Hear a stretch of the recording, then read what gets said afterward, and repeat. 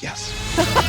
Dr. Mindy in the house. All right. I appreciate that. The carnivore diet. Because of what we eat. Honestly, you've really touched my heart. Sometimes we're scared of even trying something because we're scared of the own pain of disappointment, how hard we're going to be on ourselves when we mess up. Mm-hmm. Right? So true. And this idea, a lot of us that struggle with this, also, I have found working with so many women, I started to see this pattern, and it's like the perfectionist pattern. It's this idea of like, I have to fast perfectly for the next year, or else I'm an absolute failure. Yep. And that mentality destroys all joy.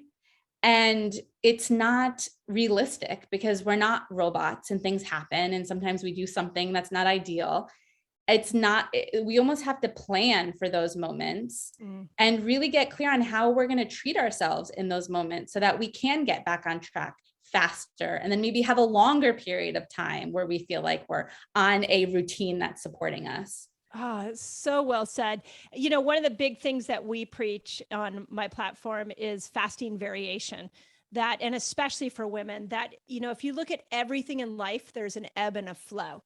And so when we make a diet change, whether it's fasting or a food change, there is a rigidity that people get about it. And if you get success, you're going to be even more rigid because you're going to be like, I got to keep doing this because it got me where I wanted to be. But what I just heard in your statement that was so beautiful is that we really want to teach humans, especially women, I'm going to say, because we already have a natural flow with our hormones, that we want to learn how to ebb and flow with everything from food to stress to exercise. And that rigidity is so ingrained in our culture when we make diet changes, right? It's awful. I remember tapping with this woman, and she remembered that her dad would always say, go big or go home. Mm-hmm. And, you know, face value, you're like, that's not a bad statement, go big or go home.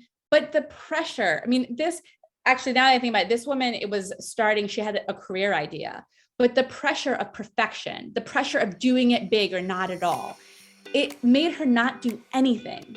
Right?